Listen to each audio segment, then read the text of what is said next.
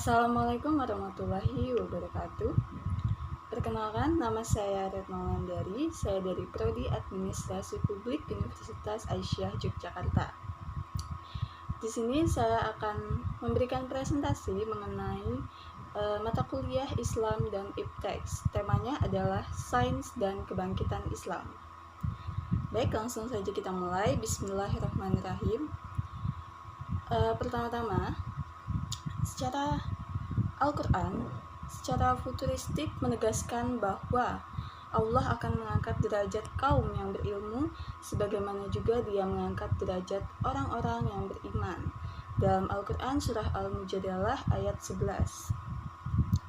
Selanjutnya mengenai bagaimanakah kebangkitan Islam.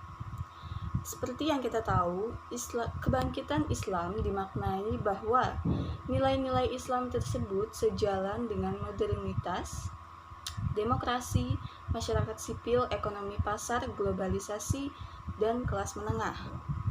Dan di antara contoh kebangkitan Islam tersebut adalah yang pertama, pertumbuhan jilbab menurut Smith Hefner tahun 2007. Kemudian yang kedua, mengenai jilbab sebagai simbol mobilitas yang tinggi dan aktivisme politik, Brenner 2005. Selanjutnya adalah spiritual beauty atau gaya hidup perempuan modern sekaligus islami, menurut Jones 2010. Yang keempat ada kebangkitan politik Islam, menurut Effendi 1994. Dan yang terakhir ada civil Islam atau Islam sejalan dengan nilai-nilai demokrasi modern, menurut Hefner 2000. Jadi di Indonesia sendiri merupakan negara muslim terbesar di dunia yang sedang mengalami kebangkitan Islam. Akan tetapi di antara pertumbuhan segmen kehidupan muslim di Indonesia ada satu yang terlewatkan, yakni literasi mengenai sains atau teknologi. Kenapa hal tersebut terjadi? Ada dua faktor. Faktor yang pertama adalah pada masa kolonial, sistem pendidikan Islam yang banyak berlaku ialah pesantren.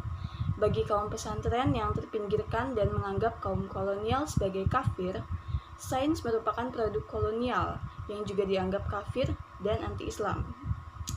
Oleh karenanya, mereka hanya memilih satu dominan pendidikan, yaitu pendidikan ilmu agama atau ulum al-adin.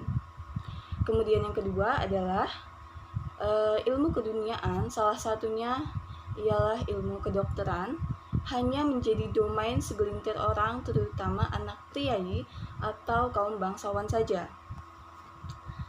Jadi sebenarnya sains dan kebangkitan Islam tersebut sama dengan modernisasi umat Islam itu sendiri. Modernisasi masyarakat muslim berlangsung.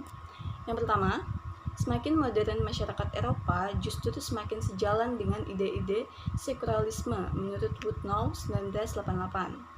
Kemudian yang kedua, sebaliknya, semakin modern masyarakat muslim justru semakin memperhatikan nilai-nilai agama menurut Hefner 2000.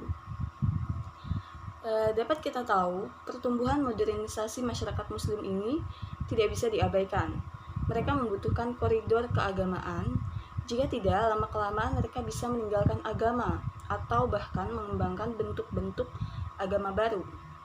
Pertumbuhan umat muslim yang berpendidikan modern membangun kesadaran tentang pentingnya umat Islam menguasai sains dan teknologi untuk merebut kembali kejayaan Islam yang sempat terenggut oleh sejarah, seperti yang kita tahu pada masa dinasti Umayyah dan dinasti Abbasiyah, di mana keruntuhan Islam akan adanya perang salib dan perang lainnya.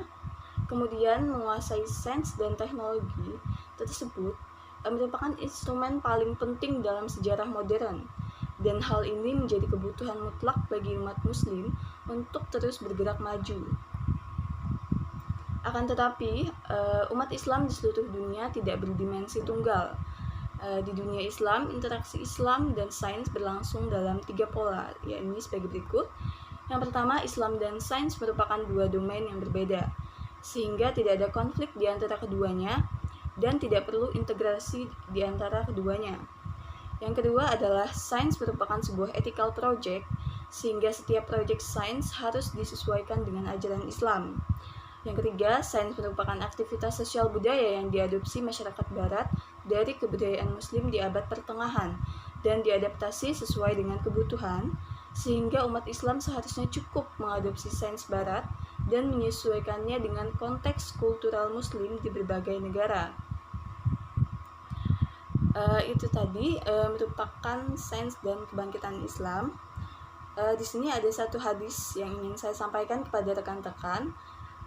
Dari hadis riwayat Abu Daud, yakni barang siapa yang mempelajari ilmu yang dengannya dapat memperoleh keridhaan Allah Subhanahu wa taala, tetapi ia tidak mempelajarinya kecuali untuk mendapatkan kesenangan duniawi, maka ia tidak akan mendapatkan harumnya surga di hari kiamat nanti. Mungkin itu saja yang dapat saya sampaikan. Terima kasih atas perhatiannya. Mohon maaf apabila terdapat kesalahannya. Wassalamualaikum warahmatullahi wabarakatuh.